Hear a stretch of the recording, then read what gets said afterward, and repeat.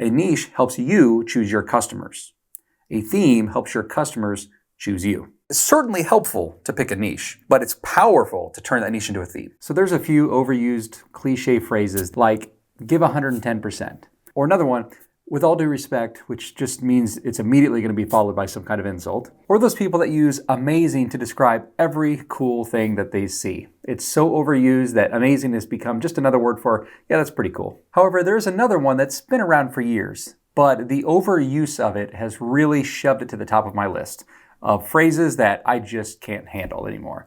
And that is niche down, or choose a niche. Now let me be clear, I'm guilty of that myself. I've said it a number of times on this channel, and saying it even feels a little cringy, but hearing others talk about it like it's the end-all be-all of all of your small business problems, whether you make products or sell retail, it is not that simple. So it occurred to me that perhaps this is a chance to kind of clear the air, and let me explain to you what I really mean. Hi everyone, my name is Wade, I'm with Black Tie Barn, and today I want to be talking about the distinction between choosing a niche and choosing a theme for your handmade business. And this really applies to any kind of business, whether you're a product or service-based business, but due to the nature of this channel, we're going to be talking about handmade products, specifically in this video, candles for the most part. But seriously, the phrase choose a niche, pick a niche, niching down is just been grinding my gears now for a while. I just can't stand hearing it anymore. But I get it, because it is an important topic. And like I said before, I've been guilty of it myself, telling everyone here that it's often easier to choose a specific segment or specific niche to run your business in. It just makes a lot of things easier. And we'll talk about the importance as we go. But nevertheless, its importance doesn't stop that phrase from being like nails on a chalkboard to my ears. So today, let me help clarify what I've always meant by this, why it's so powerful, and of course, we're going to talk about a lot of different examples as well. So let's start with defining what niche is. God, I just don't even like saying niche or niche, whatever. So niche, which you probably already know, is a specific segment of the market, typically a product or a service. So think of a category inside of a general industry. And then any really related products. So it's mostly focused on product and customer segment. So for example, think pet owners or dog owners. That's an example of a niche. Or sportswear. That's an example of a niche. If you're watching this video, then you probably hand make your own products like candles or soaps or lotions or whatever. Those are all examples of a niche. They are a segment of a larger market. And that's part of the reason I need to clarify this, because most of you already have a niche. Maybe you want to go further and find more of a sub-niche of your niche, but nevertheless, you've already defined somewhat of a niche. But now let's talk about theme. What is a theme? What's the difference? Well, one way to describe a theme is that it's more focused on a concept. It's more stylistic, it's more about branding, it's more about the overall feel of your product and what you're trying to go for. Now, it can include all sorts of different products or services, as long as they're all based around that same theme. They're all leveraging that same idea. So, for example, think of a product that's based around a movie franchise. Now, sure, your niche is movies, or maybe even particular that movie, but your branding, your concept, everything that you design your product around is also around that franchise. That's more of a theme. Now, I know what many of you are probably thinking right now. That seems like a small difference. I'm not sure I understand. It seems confusing. You're right. It can be confusing. And that's why many people, including myself in the past, have sort of used them interchangeably, right or wrong. And some niches and themes can be the same thing. So pet owners or dog owners can be both a niche and a theme if it's done properly. So there is some crossover, but there is a difference. And in my opinion, theme is probably more powerful than just a niche. And maybe the best way to explain all this is with some examples. A really popular niche type of business, especially later in the year, is around holidays. Many businesses will do products around a holiday niche. So holiday gift shop. And then some will do more of even a sub-niche, which would be like Christmas gifts. That is an example of a niche. Holiday gifts, that's a niche. Christmas gift shop, that's further of a niche, right? Within that larger holiday segment. But how you go about using the Christmas niche to build your brand, build your products, build your design and everything, that's where it comes back to concept and theme. So let's say you have a holiday or Christmas gift shop that you're creating, and I'm just winging this here, so forgive me if I go a little wonky here, and it doesn't make a lot of sense, but let's say that you design a Christmas gift shop based around all of your gifts and items looking like presents, like they're designed, they're labeled, they're packaged, everything looks like little presents. And then each package or tag on the gift is signed by like a different elf in Santa's workshop. So you've designed this theme around Christmas, but anyone can open a shop that's just Christmas gifts, right? Like that's There's no theme to that. You're just selling a bunch of gifts that work great for Christmas. That's a good niche, but what's your branding? What's your story? What's your theme? What's your concept? Let's talk about sports fans. Sports fans are a segment of the general public. You're targeting a specific segment, sports enthusiast. Football would be an example of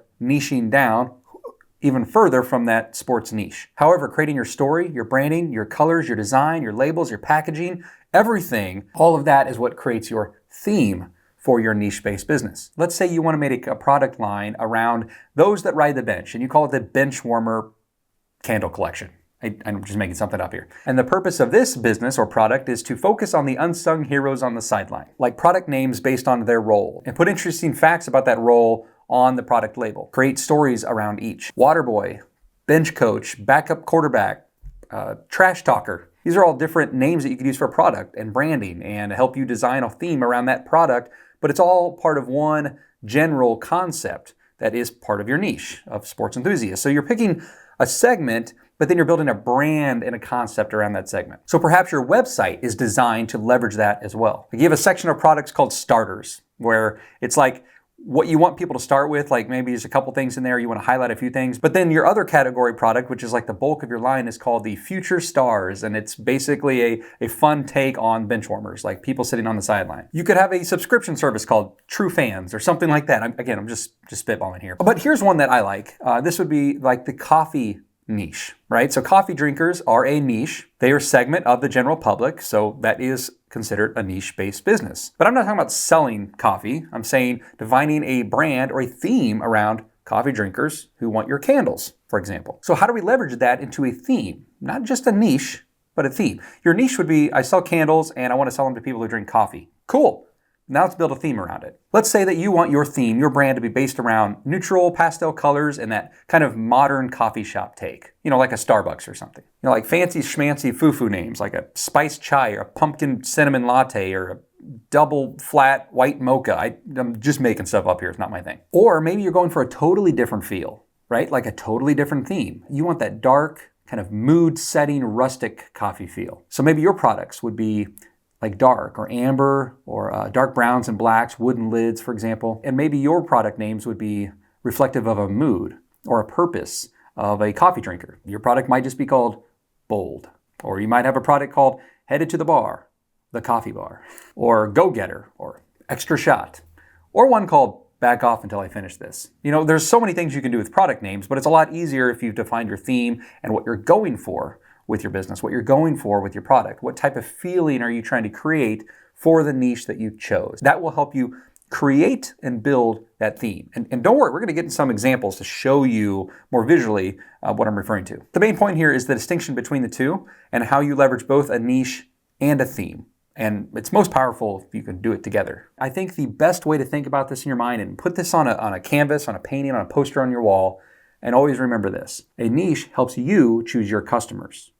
A theme helps your customers choose you. So in simple terms, a niche, think of it like a type of product, a type of segment or a category. A theme, think of it more of your style and identity. Niches are so saturated these days. There's tons of them. Like every segment of the market has a niche that's probably saturated. There's a ton of people doing a lot of the same things. Those are niches. Those are just categories. People remember you, your branding, your story. They remember your theme. That's what's going to click. That's what's going to come to them. So it's certainly helpful to pick a niche, but it's powerful to turn that niche into a theme. So before we look at some examples, again, let's reiterate that the issue with no niche at all is that it makes you a general product store or a general service. And there's nothing wrong with that, but branding becomes much harder. Marketing becomes much harder because you can't dial in a specific segment of the customers, of the market. And competitive pricing becomes more challenging and often more expensive because you're trying to compete with mass merchandisers. So my advice would be at the very least to choose a niche, and most of you probably already have. Candle making is a niche. Soap making is a niche. Making body products like lotions, that's a niche. You're most of the way already there when it comes to choosing one. Candles are a segment of home goods, which is a segment of general consumer merchandise. So the first question that you have to ask yourself is, can I niche down even, I said it again. Can you niche down even further? And then two, if you can, do you even want to? Are you into gardening, fishing, book reading, sports, haunted things, motorsports, really whatever. Those are all the ideas of a niche or segment. And that's what I mean by niching down. But next is when the magic happens, because the next step is building a theme based around your niche, around your idea, which is critical, but it's also a ton of fun. It's like a lot of people's favorite part of building a business. Ooh, in fact, I just got a great idea.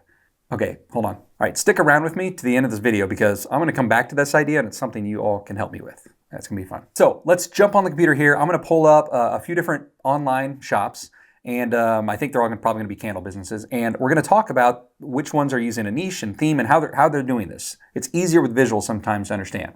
So let's start with a few Etsy shops here. Now, many of you are probably already familiar with this company, this candle company on Etsy called Frost Beard.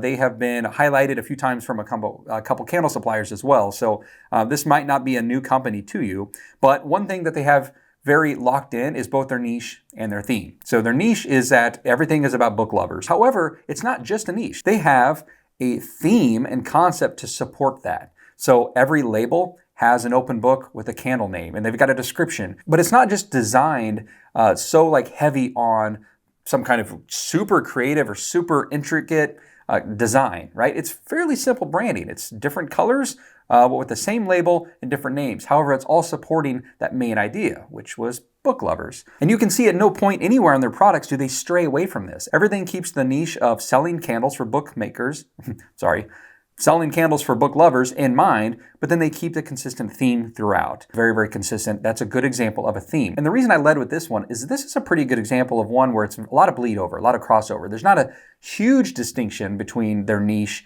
and their theme because they've tied them very well together. They knew exactly what they wanted to do and they were consistent with their idea and their concept. All right, so the next example is Modern Forestry, also on Etsy. The niche here is that they are mostly focused on candle, or at least candle-related items. And everything is about leveraging the wooden resources and forest resources, which also becomes part of their theme. So if you scroll through there, and I'm not going to do a ton of it, and be respectful of your guys' time here on this video, so you can always check these out if you want to after the video, if you want to get a better idea. But all of their products are based around using those materials from the forest. It's like they're leveraging natural resources, and they have different products with different names. So it's not necessarily one specific industry. Like they're not going for just travelers or just sports enthusiasts or just teachers or just moms and just dads, but they're building a product that has a theme tied to it.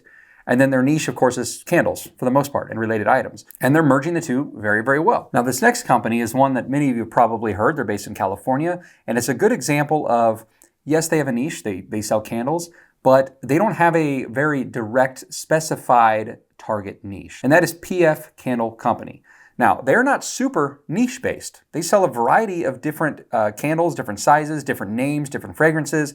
They have a large variety, like many mass merchandisers would. However, their theme, their look, the feel, their purpose behind their business, their story, their missions, the way they design all of their labels is all thematic. But their entire mission and theme is to create good fragrances that that add to your environment, that add to your home decor, and that the candles themselves just kind of nestle in there and become part of the decor. They're not necessarily looking for something to scream and shout and grab everyone's attention when they walk in the room. They want it to kind of blend in, like become part of your home. And so if you look around, everything's kind of got this vintage, rustic feel. The website, everything about it, no matter what page you're on and what you click, has this look and feel to it. And you can read more about their story here, but I wouldn't say this is an example of something very niche-based. They're not selling products made around books. They're not selling products made around comics or sports. They sell a variety, but their story, their theme is consistent. Now, these next two examples are actually from a couple, well, I would say friends, buddies by now. They were some of my original subscribers here on the channel. They've been following for a long time. In fact, one of them that we'll get here to in a minute was one of the first ones ever to reach out for some feedback on their new products. Now, the first one we're going to look at is from a friend of mine named Matt. This is an example, a perfect example of niche but theme-based product. The company is called History Candles. You can read about their entire business, their product on your own time if you'd like. But if you scroll through all the labels, the fragrances chosen, the names of each product are very specific to a time in history, and each candle is designed to reflect that. This is very, very heavy theme-based, and this is the kind of products and these kind of businesses that find a segment of the market, so they boost your niche and make it so much easier to find an audience and market and target customers that are interested specifically in your type of product. because it's different, it's unique, it stands out. That's the whole point of a theme, of a brand. They've got ones like Gettysburg. They've got one called Titanic. They have Pearl Harbor, John F. Kennedy, Lewis and Clark, D-Day. I mean, there's, Jackie Robinson, Coney Island. There's just there's tons of other products, and please check them out whenever you get a chance. But the niche here in this case is just candles, specifically made for important moments in history. The theme is the branding, the way you chose to go about the names, the labels, the design, and keep everything very thematic and very consistent. That is the point and the power of a theme. But let's look at another example. Now, ironically, this is also from another Matt. Matt owns Dude Candles, and as I mentioned before, he's been around from the very, very beginning on my channel. He was one of the first people that reached out asking for some feedback on his website and his products and tested them and all of that. He's doing a fantastic job. He's really good at his marketing and advertising, but you're gonna see right off the bat here, this isn't just a niche product. This is very heavy on the theme and the style. The Dude theme just screams throughout their entire website and all of their products. So he's done a fantastic job. You can read through, if you want to look at the labels on each of these candles, you can read their facts page, their about page, every possible chance where it makes sense to reference the theme. It's fantastic marketing. So when I received a package from him, the packaging, the branding, everything inside just continued to leverage the theme. It's not just a candle made for dudes, it's a whole brand made around that. Every product name is symbolic of that. The wording on the labels and the funny phrases throughout are referencing the brand, the theme. There's even one part on the website that says more than just a candle, it's made for an experience. Again, he's targeting a specific purpose for this business, not just a niche. Anyone can make candles that have guy names or that would attract, and I should be clear, his candle entire brand isn't just for dudes. Like, he has a whole reference that it's also for dudettes, which is funny. But my point is that anyone can make a product and say it's for a specific type of audience. I make candles for guys. I make candles for a man cave. Building a theme, which you can see everything from the homepage to the product pages to the labels to the packaging, everything supports that theme. You can't help but feel it. There's zero chance you would see any part of this company or product anywhere and not know what it's for or who it's for. I could go on and on. Tons of examples out there. There's a bunch of great examples that we could look at, and I would highly encourage you to check out all the ones that I mentioned in this video and just see a little bit more about how they're using their theme, not just their niche, but their theme. And there's a lot of ways to go about it. You don't have to be super stylized and thematic like the last one from Dude Candles or from History Candles. You can do it lightly. There's a middle ground, but the point is there's a difference between a niche and a theme, and I would highly encourage everyone to try to utilize that. Now, there is a place for mass merchandising. There's a place for having more of a laid-back theme approach. Totally get it. But I just wanted to clarify what the major difference is and why it can be so powerful to use them both correctly. Now, earlier, I promised at the end I would come back and expand on an idea that just came to me when we were talking about niches and segments earlier. I described several random niches in this video, such as sports, haunted things, camping, gardening, coffee lovers, pet owners. There was many more. And I also mentioned that the next step would be to take one of those niches and build a theme, turn it into a whole theme. So if anyone is interested in seeing me take one of these niches and try to build one of these themes from scratch potentially, just let me know in the comments. Be sure to mention some ideas for these niches so I can choose one. And yeah, let me know in the comments. I think that'd be a lot of fun. Thanks for watching, everyone. Please subscribe if you're not already. Double check that you are below. Give this video a thumbs up. I'd really, really appreciate it. Can't wait to see you guys in the next video. But in the meantime, check out one of these other videos. And I hope you enjoyed this one. I'll see you next time.